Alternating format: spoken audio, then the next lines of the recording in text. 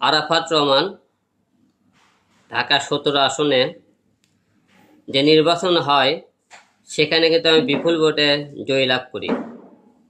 সেখানে যখন দেখছে আমি বিভিন্ন রকম জয়ী লাভ করি, সে তখন করছে ভোটে তখন জিততে না পারা, সে করছিল কি তার সন্ত্রাসী বাহিনী দিয়ে আমাকে ভীষণ মারধর করে।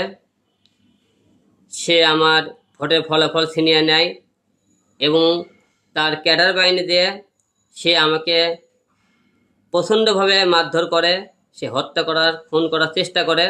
সারা বাংলাদেশ ঢাকা 17 আসনে যে নির্বাচন হয় আমার উপর কীরকম নির্যাতন হয়েছে আপনারা সবাই দেখেছেন। তাই প্রিয় দেশবাসী, আরাফাত রহমানকে যেখানে পাবেন না কেন তাকে দেখলে গণধোলাই দেবেন এবং আমাকেও জানাবেন তাকে পেলে যে আমিও তাকে গণধোলাই দেব।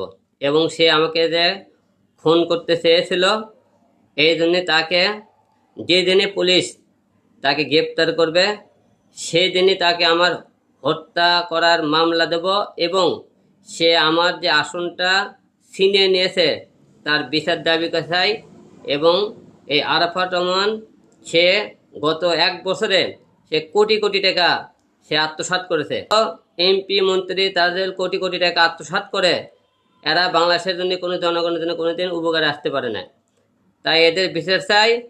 এবং আপনারা যে সমস্ত এলাকায় এমপি মন্ত্রী লুকিয়ে আছে আওয়ামী লীগের, তাদেরকে অবশ্যই খুঁজে বের করলে জনগণের হাতে এবং পুলিশের হাতে তুলে দিন। কারণ এদেরকে শাস্তির ব্যবস্থা না করলে আবার যে কোনো দল, রাজনৈতিক দল ক্ষমতায় আছে, এদের দেখা দেখি তারাও কিন্তু এরকম লুটপাট করে খাবে।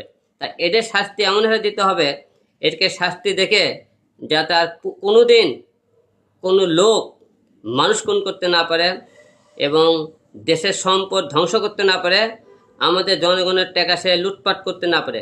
তাই আপনারা সবাই তাদের বিচার এবং এ সমস্ত মনে করেন সন্ত্রাসী কালোবাজারে এদেরকে দেশ থেকে বের করে দিতে হবে।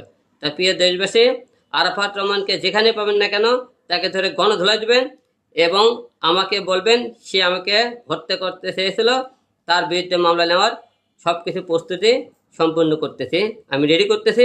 তাকে যেদিন ধরবে সেই দিন তাকে মামলা দেওয়া হবে। তাই আপনারা সবাই দেখেছেন এবার ছাত্র আন্দোলনে আমি শুরু থেকে লাস্ট পর্যন্ত ছিলাম। অনেকে আমাকে অনেক বিষয়ে ভুল বুঝেছিলেন, কিন্তু আপনারা দেখছিলেন হিরো আলম যে কোনো টাইমে প্রতিবাদ এবং যে কোনো সামাজিক কাজ হিরো আলম কিন্তু আগে মানুষের পাশে দাঁড়ায়। অনেক বড় বড় নেতাকর্মী দেখছিলেন, অনেক বড় বড় স্টার সেলিব্রিটি দেখছেন যে কতটা তারা মানব সেবা করে, কতটা তারা মনে করেন মানুষের পাশে দাঁড়ায়, আপনারা সবাই দেখেছেন। যাই হোক, আমি বেশি কিছু বলতে চাই না।